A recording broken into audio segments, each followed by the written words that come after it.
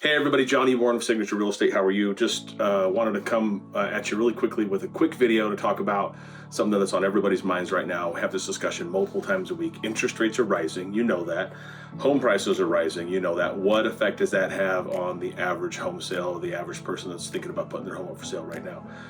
There's a couple things to talk about. Number one is that the biggest thing that's changed in the market over the last few months has been that since housing prices in Salt Lake and Utah, especially the market we work in South Salt Lake County and North Utah County, have increased 24, 25, 28, almost 30% in some cases.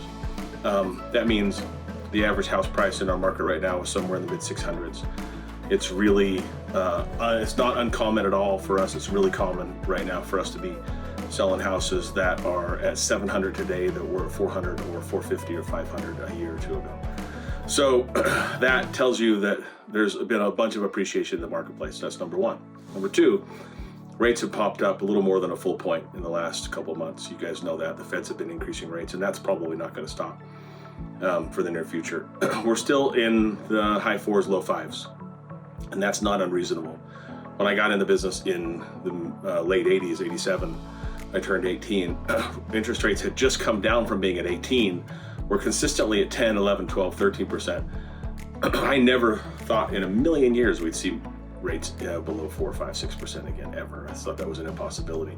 And we spent most of our time, since then below 6%. So even at 5, 5.5, 6% right now, pretty reasonable, generally, except this. That is that similar to our borrowing style in 2004, 2005, 2006, 2007, that precipitated the crash. Our borrowing style right now has been, by and large, based on payment, meaning most people decide how much house they're going to have based on how much payment they can afford, as opposed to what the value of the house is. That's a little dangerous, and we're going to see some repercussions in that pretty soon. The reason that that's made a big impact in the market right now is that, and I was talking with my lender, who is the sharpest person I think in the business. Shout out to Donna Patterson at Guild Mortgage. But I, in those conversations and talking with her and her team, one of the things we found is that by and large, this rate increase and this house price increase has deleted one gigantic segment of buyers from the marketplace, and that's first-time home buyers. Normally, a first-time home buyer could get into an FHA loan with a minimal down payment, in some cases no down payment. But in those cases, the average sale price and the max sales price was in the 400s, is now in the 500 range, 530 or so. A jumbo loan is now 630. So anything above a jumbo loan at 630 or above, you've got to have 20+%, 30% down. Well, for the average brand new home buyer to come in with $200,000 saved up, it's just impossible. It's not going to happen. So we're really restricted right now in the number of homes that are available in that 400 or 500 or low 600 range. There just aren't that very many homes available for the amount of people that want to buy them. So there's two things. We have a limited amount of inventory, we have rates that have increased, we have prices that have increased, and we have an entire segment of the marketplace that's been deleted from their ability to buy a home right now, first-time buyers. What does that mean for you? Well, if you're thinking about buying, it's hyper-competitive.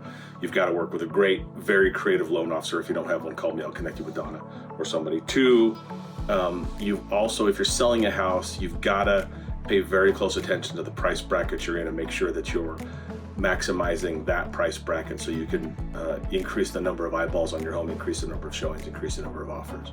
That pricing strategy is going to be super important right now. What does this mean if you're thinking about selling? If you're thinking about selling, the challenge is, when do you do it? Do you want to do it right now, or do you want to wait?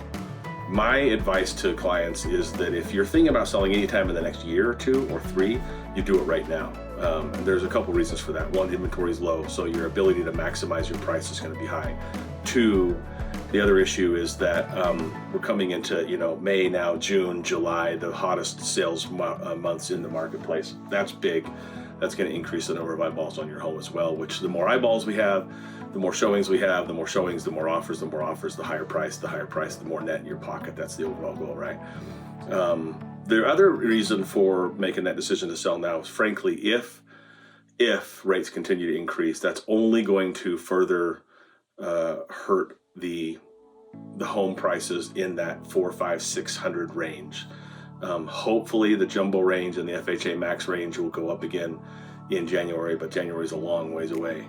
So if you're thinking about selling, especially if you're in that $400,000, $500,000, $600,000 range, now's the time to do it. Because if rates were to go to another point, if they were to go to high fives or low sixes, the ability for the average person to afford your home, their payment just went up several $100s a month, and that's going to decrease the amount of people that can afford your home, right? So the reality of it is, the fewer people that can afford it, the fewer offers you're going to get, the less money you're going to net at closing. So while inventory is low, while rates are still reasonable, and especially if you're talking about buying something else, because if you're moving up or moving down, especially if you're moving down, you can still get a really reasonable interest rate in that high fours, probably if you have a little bit of cash. If you're moving up, same thing, especially in the jumbo range.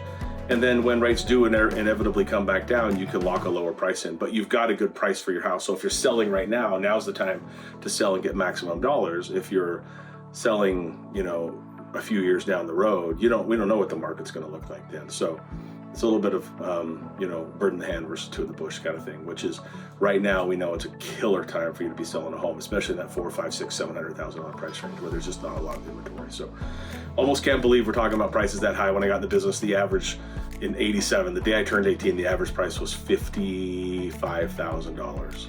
The average time on the market was 10 months. The average sales rate was about 20%, meaning if we listed 10 homes, we would sell 2 of them. It would take an average of 10 months to sell those 2 homes, and those prices, those homes would be in the $50,000, $55,000 range. So it still freaks me out a little bit. I'm sure it does you to have these giant prices, but it is what it is. That's the way the real estate market works. That's why you invest in real estate, right? One other thing to think about, just a side note here. Now is a perfect time if you're thinking about diversifying and increasing your portfolio a little bit. There are a ton of foreclosed, and the number of foreclosed properties is coming up is raising right now, where we had almost none before. We're having multiple dozens per month now in our little marketplace, and then secondly, the ability for landlords out of state to maximize their profits, sell the rentals they have right now, especially if they're unoccupied rentals.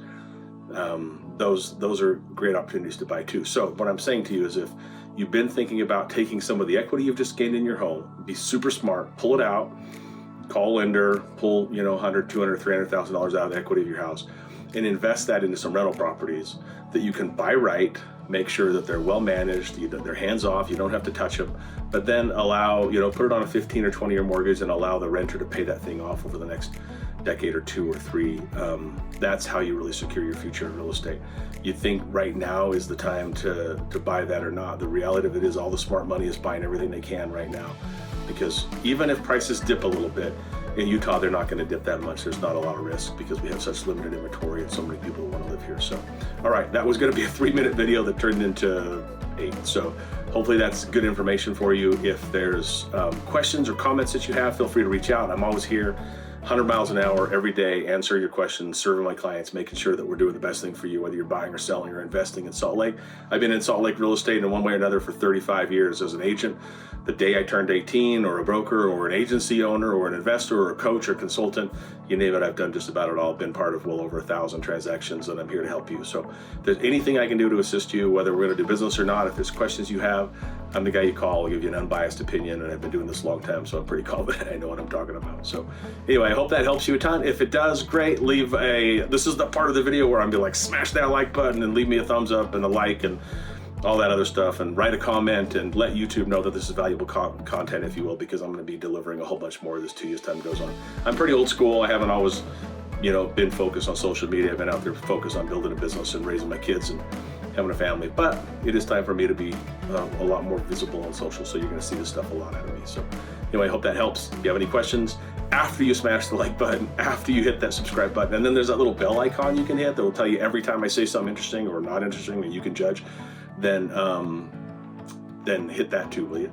And I'll be able to get you more content speedy. And if you have anything you want me to cover in a future video, DM me with that as well, okay? All right, good to see you guys. Talk to you soon. Bye.